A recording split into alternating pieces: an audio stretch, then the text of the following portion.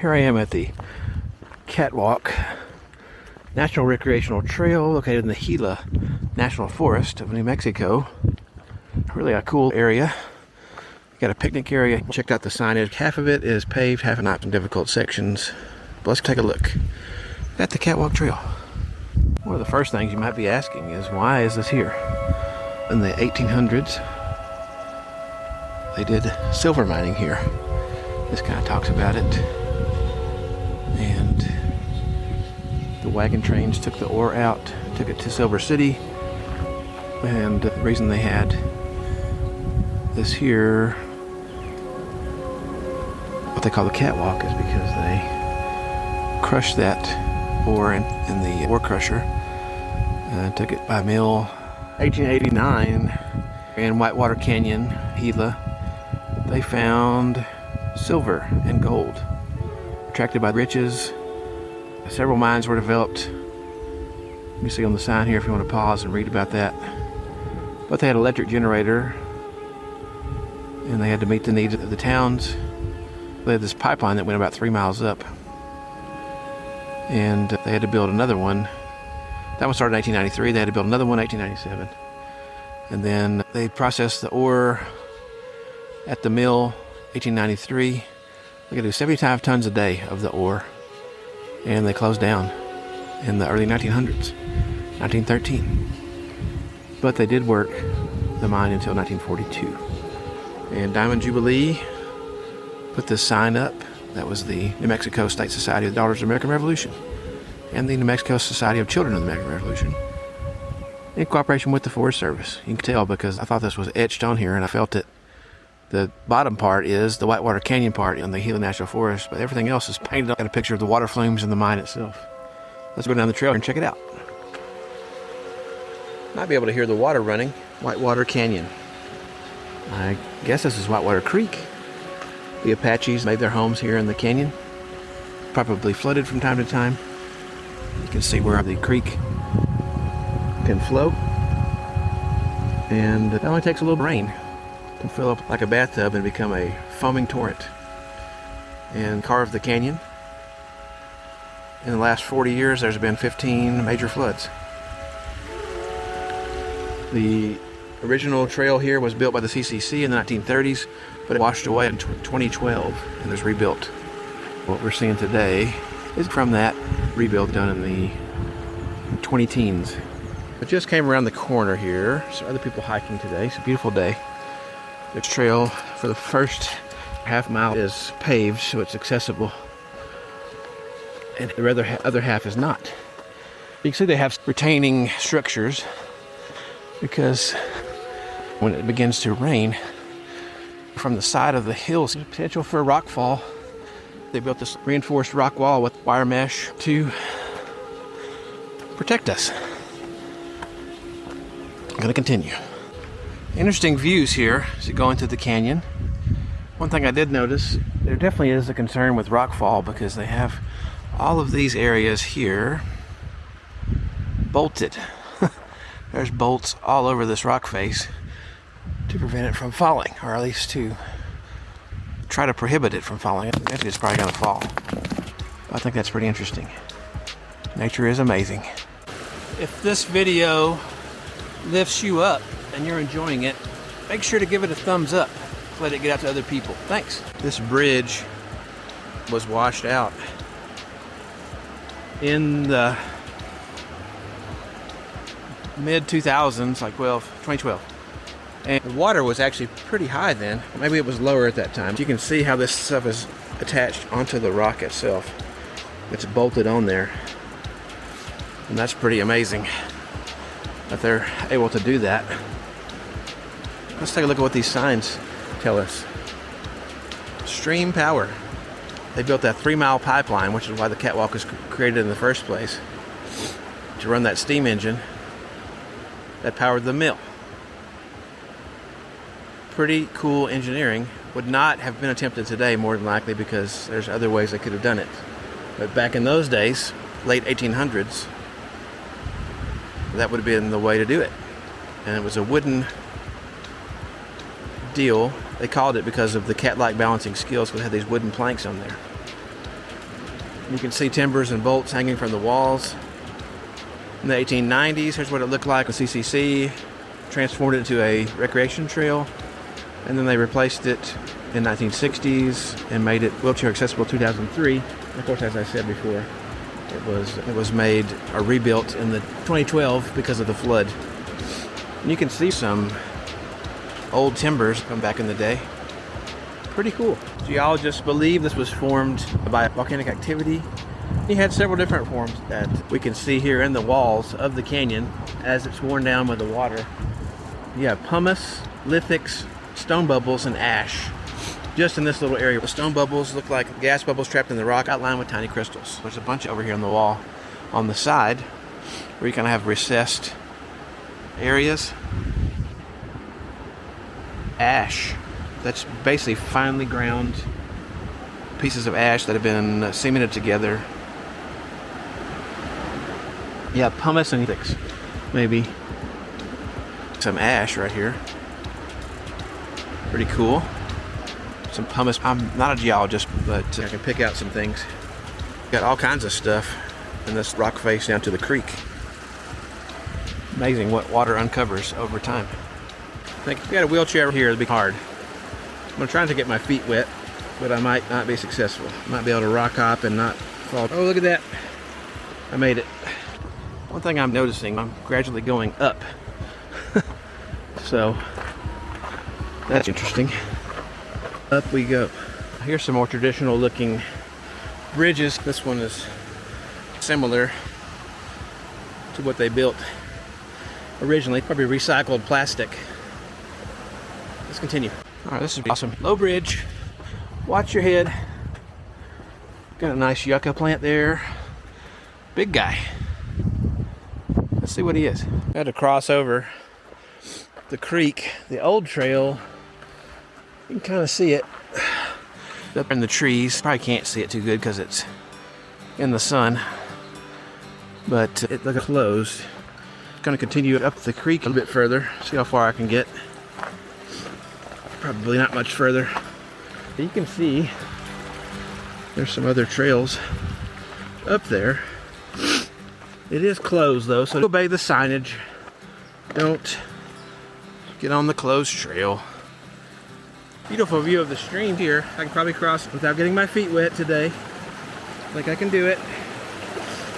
I should have brought my hiking poles. Yep, I did it. The water is flowing pretty good. Walkway, it's washed out completely. Any place you see this pipe exposed, or people have been back here riding on it, graffitiing it like a bunch of Goombas. Don't do that. Looks like this landing came all the way down and you had the stairway right there, but it washed out and they didn't replace it. Here's an old bridge or a walkway. Might be hard to see in the sunlight, but kind of looks like a stairway to heaven with the sun right here. It's pretty cool. Somebody's been laying some pipe. Ah. So per the sign, light colored volcanic rock across the canyon. Hard to see in the shadows, but there's light colored stuff right here. And I could say light colored over there too. They're calling that ash flow tuff. So it's thinner, dark colored layers of sandstone and sedimentary breccia showed in this area at least volcanic eruptions deposited ash flow. During intervals, debris was eroded and deposited, forming a discontinuous sandstone layer. So yeah, you can kind of see from the front here, it's more reddish, which is presence of iron. And then over here, you've got more grayish or darker colors indicating magnetite or biotite, according to this sign. This may be an older sign that may not be accurate anymore. There may be updated science on this now, but very cool. You can't quite see what I was seeing over there, but there was a bridge right across this gap on top of the creek that I guess long ago washed out. There was the footing on either side, but nothing in the middle, and a couple of cables. Crazy. Imagine the force of water that came through here. Over here on top of this rock, there's a metal bolt, a cable tie, a little hoop. The word I'm thinking of is not really coming to my mind. But anyway, there's that. Beautiful. Okay, I've officially gone past the end of the Catwalk Trail. And I'm on what's called the Whitewater Trail 207, which I think is the same trail that is the Catwalk Trail, but continues on past the Catwalk site. Another trail went off to the north. I'm using Natural Atlas, and I got this on a trial run for a year, 25% off, which is $29.95. I don't know if I can possibly do that myself to share with my viewers, but I got it from My Life Outdoors, and if I can't do it, I'll definitely share the link with you. The reason I wanted to try it is because not only does it map for you, it knows where you are if you download the stuff, and will tell you things about your surroundings, plants, geologic formations, animals, that type of stuff. How accurate that is remains to be seen. But so far we are hiking for about an hour, done about 1.7 miles. I'm going to go a little bit further, as far as I can. Then I'll turn around. If you want a separate video, leave a comment. Okay, bye. I had to share this because, wow, what a view. Not sure what I'm looking at, mountain range-wise, but isn't that a pretty view? This trail is a lot more rugged than the Catwalk Trail. There's pieces of rock. I'm not sure if this was hauled out here or they broke it up. I imagine they broke it up from the existing rock and made it. It's a gorgeous trail. Definitely put this one on your list. So I'm way past the catwalk on the Whitewater Trail, which continues behind me. The Powerhouse Trail I'm on, which is more like an old road, goes up the side of this mountain here to a trailhead, which I'm not going to be taking, at least not today. I'm going to walk back to the front where I parked. I realized I did not bring very much to snack on. I brought some craisins and that was about it. And I didn't bring my survival 10 essentials type gear. Not a big deal. I'll get out of here just fine. But not really super smart. But look at this view. This is amazing. Quick history lesson. In front of me, ponderosa pine. Pine trees have needle-like structures, plump like wild hares. Ponderosa, bundles of 3, forms the needle cluster there. Whereas you have a cousin here, which even though it's called Douglas fir, it's hyphenated, so that means it's not a true fir, and it has slightly different configuration. So you see it's got more individual needles, cones. Let me find one. There's one up here. This is a younger tree. I always like to say that the Douglas fir cones are giving the bird. Got a tree down here across the path. It's easy to step over it, but I was going to mark it with my Natural Atlas. Here's another Doug fir, and we might have some. No, I don't see any cones just yet. But look at this guy. This is a nice, thick sycamore tree. Typically we see cottonwoods, which are similar, but I don't think they're very closely related. They are both trees, but I think they're in different families. But we're down here by the Whitewater Creek, walking back out, and there you see some more water-loving plants. Douglas fir cones, not the best example, but you can see it has that little prickle. Doesn't hurt, but it's an identifying characteristic. It looks like the middle finger going up. That's how I've identified Douglas fir from other conifers. In undergrad, we had classes where we'd look at different plant structures to identify them, including cones, twigs, and leaves, along with the growth form. Got some cholla, not sure the pronunciation, some agave, a wide variety of stuff. I'll have to verify this after I get out of here today because I don't have internet service.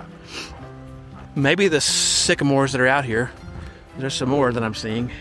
They have that slick looking bark that kind of sloughs off, but makes it real smooth.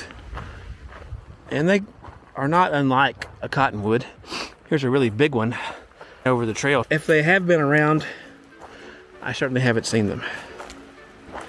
I have to dig into my coursework to remember all the things about sycamores, but they're pretty prominent where I went to college in East Texas. In the eastern and central US, you got sycamores everywhere. Pretty crazy. If you look at the bark, it's a kind of very thin bark that sloughs off, and you get these little smooth, like this one over here. You get a kind of smooth trunk. Isn't that interesting? Really my only snack I brought on this hike was craisins, which are dried cranberries. They're pretty good, but I sure would like something more substantial. But until I get back to the truck, this is what I got. Dried cranberries, sugar, and refined sunflower oil. Okay, I'm almost back to the Catwalk Trail. This is Trail Junction. The trail is tougher than I anticipated. Going the Whitewater Trail behind me keeps going into the Gila wilderness. I didn't make it that far. Another trail though you can take and explore, Gold Dust Trail, number 41. I'll follow 207 back to the Catwalk area. Not sure what this sign said, but it was something important. Might be a little hard to see him. There's a little lizard right there on the edge of the rock. I believe it's a western fence lizard, but I could be wrong. Got some more pipe hanging out right down here. It's crazy. We're back to where we left the end of the Catwalk Trail, more or less. I feel a little bit better now, as I can probably get back to my truck pretty quickly because it's pretty flat now and on nice level terrain. But I think it's pretty interesting that they turned this from a mining project and they made it into a recreational trail, a natural recreational trail for that matter. Now check this out though. I was going to show you this before. Right here in this vicinity, you have some old ironworks. There was something right there. Somebody put that in 2009. It doesn't look like it's in use anymore. Not really sure what that is or was. Summer 2009, Katie, Cola, Anita, Nikki, Nick, Chance, and David did all that. So I'm not sure if it was an SCA crew. If you don't know what that is, that's the Student Conservation Association. They do internships for people wanting to work in the natural resource fields. It looks like this thing broke quite a while back. It's pretty interesting looking. Here's one footing. Here's some pipes over here. And then here's another footing across the way over there. Isn't that wild? It probably was some kind of suspension bridge at one point because you have these little tie-off loops here with some old cables and stuff. Wild. If you think water is not a powerful force, check out this boulder. That probably was more upright so it could hold the pipes. I don't see how they would make those concrete pillars without it being upright. There is a little bolt. You may not be able to see it clearly, but right below it on that rock below, there is a bolt. Let me see if I can zoom in and adjust the camera down. That's wild. But at some point in the past, I'm imagining, don't know when, this has been here since the 1890s, the water was sufficient enough that it moved that. That's crazy to think about. The ingenuity of humans never ceases to amaze me. Even in the 1890s, when you had no heavy equipment whatsoever, you had no really way to get things in here other than probably they moved it by horse and carriage. These huge pieces of pipe and other apparatus into this canyon to make this pipe for water intake for the ore down there. It's just incredible to think about. What an engineering feat. It wasn't obvious to you before. You can definitely tell this sucker gets moving. Look at all this debris piled up. These old logs from who knows how many years. It's crazy. But it provides a little bridge to walk across when the water is manageable. Now you can come back to this junction here and make it into kind of a loop and come out over here. That's what I'm going to do. I'm going to go this way, go up the steps, and out this way. We should give a wonderful view of the other side's catwalk and seeing how high it is above the creek. Let's say it's about 40 feet above the creek, give or take. What do you think? Let me know in the comments. This tree is eating this pole. Isn't that crazy? I wanted to show you all this at the beginning, but I was interrupted because of a lot of people. But you have an overview of some things to see in the area. Going back out, you have the Bighorn Campground there in Glenwood, Whitewater Picnic Area and Catwalk, which is where we are now. A little bit north of that, Mogollon, Cooney's Tomb. I'm gonna check those out probably on the way back to where I'm staying, close to Reserve. In the wilderness, you have 3 prominent mountains there. You got more than that, but 3 that are on the map: West Baldy, Holt, and Neighbors. So lots of things to check out in the area. It does say on here, and I wanted to point that out earlier, you don't want to drink the water out of the creek unless you treat it first. It does probably have giardia in it and other baddies that can make you very sick. One thing to think about, this was a sanctuary for the native people as late as the 1800s. Late 1800s, Geronimo used this as a refuge when he was taking up arms against the United States. This was a place for him to have safety and refuge. And anyway, I hope you enjoyed your journey today. Make sure you pack out all your garbage and stay on the trail. I pretty much made it out. And I want to show you these benches real quick. I think these are a cool design. Right here, so you've got New Mexico sun emblem on there. You got trees, flowing water. Then over here you have a similar design, the New Mexico in each of the 4 corners. 2 on the other one, 4 on this one. Then you have trees here. You have the bridge representing the catwalk, and a pepper. It looks like it's a chili pepper. How cute. Anyways, hope you enjoyed this today. Hi, how are you? Good, how are you? Not too bad. Anyway, I hope you enjoyed this today. It's a pretty neat spot. And as you saw from my video, you can make it into what you want. Do the easy trail on the catwalk and just do the parts where you don't have to cross into the water or go past that area. Or you can go beyond the catwalk area to another spot.